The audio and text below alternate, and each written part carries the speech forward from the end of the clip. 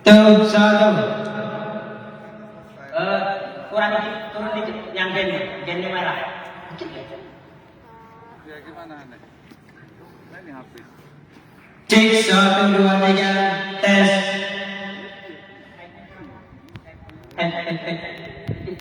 Tes atas. Yang atas.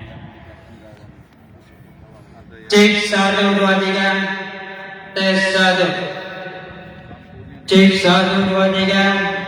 Cek low, hey low. Udah dibenerin nggak yang untuk bench pemain? Yang itunya belum. Ya cepet lah, tinggal berapa hari lagi kita nak ke Linggau. Katanya udah ada Linggau itu. Tidak ada kemarin.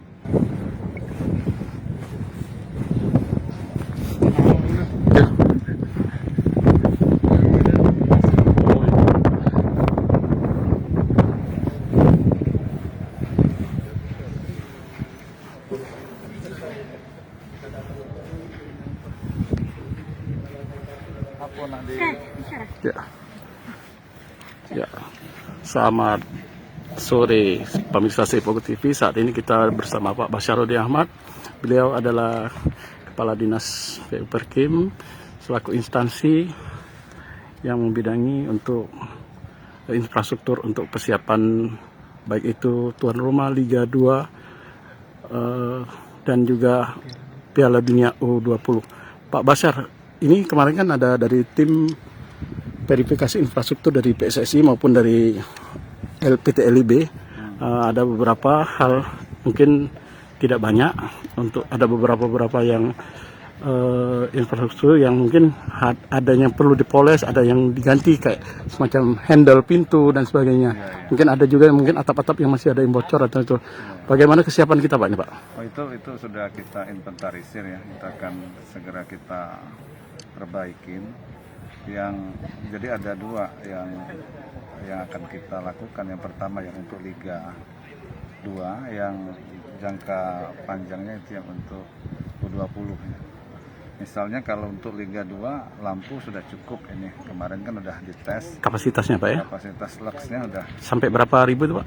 Nah, kalau Liga 2 itu 800 sampai 1000 cukup. Cukup Pak ya? Enggak Tapi sampai kalau dia nanti untuk U20 itu harus 2500. 2500. Ini udah 2374 lux ya. Tinggal nambah sedikit udah kita anggarkan.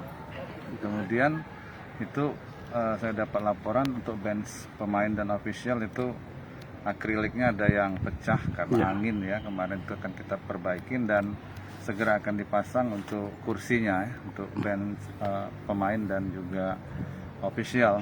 Kemudian yang lain-lainnya kalau rumput, kalau untuk Liga 2 ini masih cukup, tapi setelah Liga 2 ini akan kita benahi total karena di Januari dari FIFA akan datang ke sini. Yang lain-lainnya kalau itu kan yang minor-minor ya, Ya. seperti handle pintu dan lain sebagainya. Kalau untuk locker, ruang ganti pakaian udah siap semua. Gitu ya. Untuk kapasitas di sini Pak, bisa berapa banyak Pak ini? Kapasitas ini sebenarnya kalau single seat bisa 30.000 sampai 40.000 ya. Tapi kalau dihitung benar ini sekitar 26.000 sampai 30.000. Tapi kita memang dibatasi nih Pak ya? Oh ya, kalau untuk Prokesnya.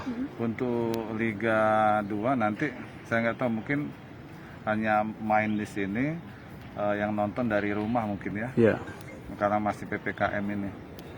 Untuk rumput sendiri tadi kan Januari diganti Pak. Enggak, bukan diganti. Rumput ini kan perbaikan. tinggal Pemeliharaan. pemeliharaan, Maintenance. penyiraman, pemupukan, penyemprotan racun untuk rumput-rumput teki dan lain sebagainya, pemotongan, itu akan rapi kembali. Kalau kabarnya tanggal 2 itu kan kick off, apakah kita sudah siap 100% gitu Pak? Oh, kalau 26 kick off sudah. Nggak ada yang terlalu signifikan untuk ini, udah, yang penting udah bisa main.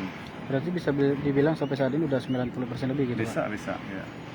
Kalau terkait anggaran Pak, kalau dari awal kita rehab itu memakan kisaran berapa Bu? Berapa Nggak, besar?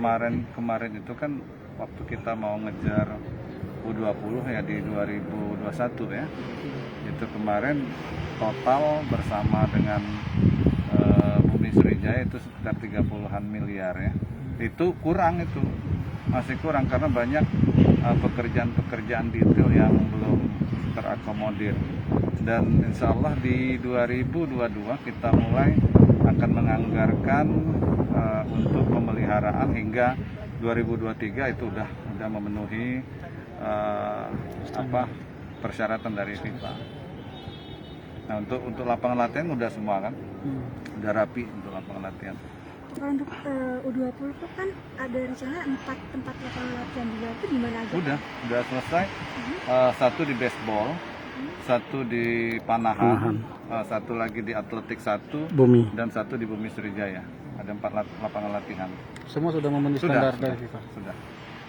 Kalau untuk U20 kira-kira kapan sih Pak resminya akan diselenggarakan Kick off-nya? tepatnya gitu?